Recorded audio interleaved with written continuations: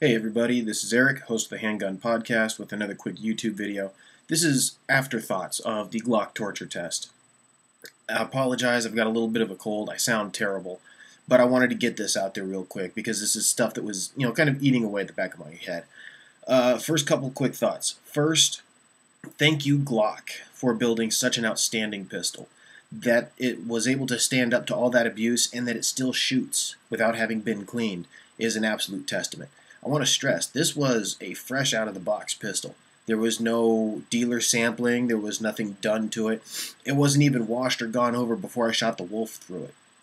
So fresh out of the box with absolutely nothing done to it, 200 rounds of wolf steel case, 200 rounds of 115 grain federal high shock.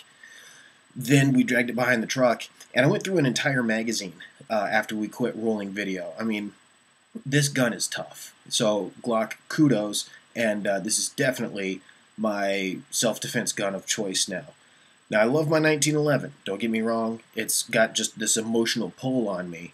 But if I had to choose just one, I'm going with the Glock because it's going to run. 2, when I was watching the video as I was going through and editing the torture test, I noticed that I wasn't practicing good muzzle discipline. And I just want to put that out there as a self-admission before other people pick it apart, because I got lax. Please, please, please don't do that. This was a huge mistake, and if I could go back and redo it, I would. I knew the gun was empty, and so I allowed myself to get lackadaisical with muzzle discipline. That's a horrible habit to be in. I'm also not very happy that the route I picked ended right there by the interstate. I would have liked to have been further away, better backstop with fewer people. So I just want to acknowledge that I'm aware of that, and in the future, that won't be happening again. Third, after 2-3 miles, 10 minutes, whatever it was, the Glock trigger did not go off. So I'm saying that this is a very safe design. I don't care what anybody says. If you keep your booger hook off the bang switch, it doesn't go off. No gun just goes off, okay? Guns are fired. Guns are discharged. And anyone who says that their Glock went off had their finger on the trigger, period.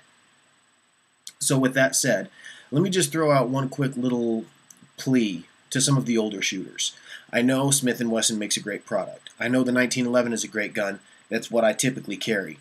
But if you've got a younger shooter coming into your gun store and they're interested in a Glock or any other polymer pistol, please don't turn them away. Please don't tell them that that's the most dangerous gun ever and that you hate it and this, that, and the other thing. There's a huge generational divide that I noticed at the Gun Rights Policy Conference. I was one of the youngest guys there. There were 2 other people there younger than me, and they were brought as family members from somebody else. Everyone else was like 40, 50 plus, okay? Bridge the gap. If you don't care for a polymer pistol, I've just shown what it'll do in the last video. If somebody else is interested in one, encourage them to get into shooting, okay? It doesn't matter if it's a polymer frame pistol or if it's all steel. Shooting is fun, and it's a worthwhile hobby to take up.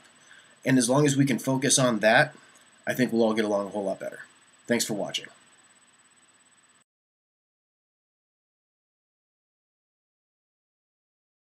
If handguns cause crime, mine's defective. I'm Eric Shelton, and this is the Handgun Podcast.